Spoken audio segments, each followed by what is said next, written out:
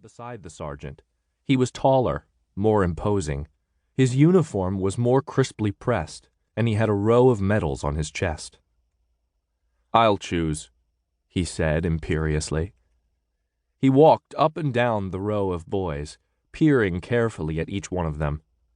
Luke held his breath, as if exhaling might call too much attention to himself. He didn't want to be reassigned. He liked working with the horses. They were safe. The stables were a good place to hide. I, for one, have had enough of hiding. Words a friend had spoken months ago echoed in his mind. Luke had not come to Population Police Headquarters looking for safety. Only a fool would want to hide there. Luke and his friends had had plans. They'd had dreams. But they hadn't realized how big the Population Police Headquarters were. How difficult it would be just to pass a message from one person to another. Luke couldn't be sure he and his friends had accomplished anything. Sometimes when he was brushing down a horse, he'd whisper into the horse's quivering ear, "Maybe I am just a worthless stable boy. Maybe that's okay." Luke had spent most of his 13 years around hogs, not horses, and any hog would have looked back at him with its piggy eyes as if to say, "So, you think I care?" But the horses looked at Luke as if they understood. One horse in particular had a way of sliding her nose under Luke's arm as if she were comforting him, as if she wanted to say, "I know you've been through a lot. I know you've been hurt and hungry. I know you miss your family and friends. I know you're scared. You just stay right here with me and you'll be fine." Secretly, Luke called this horse Jenny, in memory of a friend of his, Jen Talbot. But deep down he knew that the human Jen would not have been so comforting. Jen probably would have screamed at him, "What are you talking about? You're not just some worthless stable boy. You're important. Go out and change the world." Luke was starting to feel a little dizzy from not breathing. He dared to ease a little air out of his lungs, to take another shallow breath. The man with the medals on his chest was taking his time, walking down the row of boys, staring into their eyes, reaching out to test their arm muscles.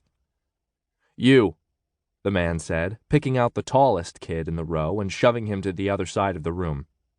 "And you," he said, yanking the most muscular boy out of the line. Luke allowed himself to take a deeper breath. He let himself notice how cold it was out here in the early morning chill, and think about how much warmer it would be back in the stables. 2 down, only 1 to go. He was probably safe. Of the boys remaining, he wasn't the tallest, or the heaviest, or the strongest. He was just a typical scrawny kid. The man narrowed his eyes, examining the boys left in the lineup. He grabbed one boy's head so he could stare into the boy's ears. He studied another boy's straw-colored hair. Luke half expected the man to reach into some boy's mouth to look at his teeth, the way the head groom did with the horses.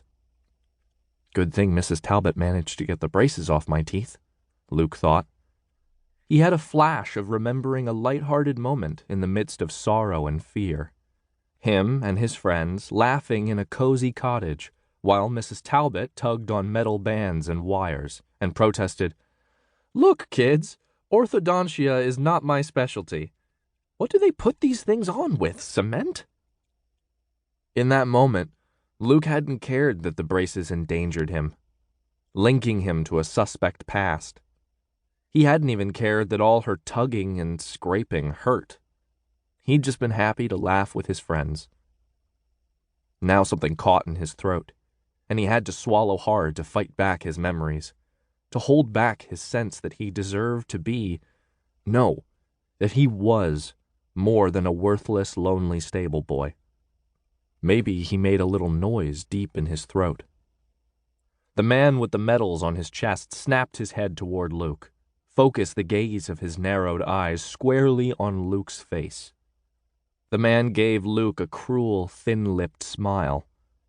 In horror, Luke watched the man slowly lift his arm, higher, higher, and higher, until it was aimed straight out from his body, the first finger extended.